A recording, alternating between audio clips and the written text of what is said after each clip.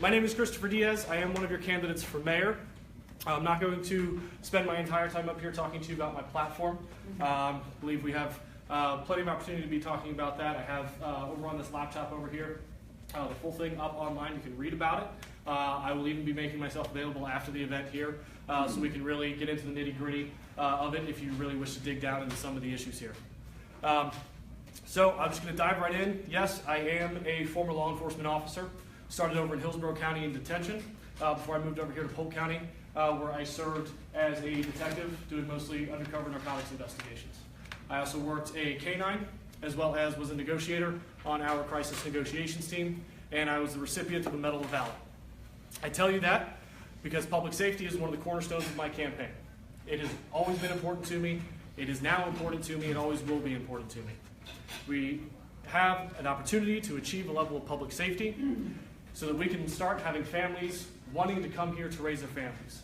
We are wanting to make the city the type of place where people are comfortable raising their children, where they're comfortable with their children going outside, standing at the bus stop each morning where mom does not have to sit in the car and waiting for the bus to show up, maybe even be comfortable enough where the little ones can even walk down the street to church on Sunday mornings. We are not going to do that by sitting back and letting our law enforcement take care of it themselves and their legislatures take care of it themselves. And we're definitely not going to do it by attacking our law enforcement. We're going to be doing that as a community, together, having a single purpose focus of making this city much safer than it currently is, and working together with that in mind. Now, I say former law enforcement officer because currently I am a small business owner. My wife and I are lucky enough to own Once Upon a Child up in the north side of town. We've been doing that for several years now, and I tell you that because business is another cornerstone of my campaign. Currently, the median income in Lakeland is $8,000 below the rest of the state of Florida. Not only that, but it is growing at a slower rate than the rest of the state of Florida. So not only are we behind the eight ball, but we're losing ground every single year. We need to be assisting our small businesses and helping them grow and flourish, because that is the lifeblood of our community. That is what gives our community character. But we also need to be embracing medium and large businesses to come in. And we need to go at this with a multi-pronged approach. Traditional incentives don't typically help small businesses. Traditional incentives typically help larger businesses. So we need to know exactly what we're doing, for who, and go at it specifically for who we're trying to help. Now, we need to be bringing in larger businesses to complement our small businesses because that's where the money is going to come in to bring up our median income. We have a unique opportunity in that we have 4 colleges and universities right here in Lakeland: Southeastern, Florida Southern, Polk State, Florida Polytech.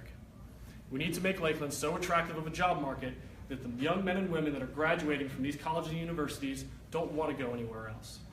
Right now, young men and women in Florida, they're graduating from college and they're heading to the big 3.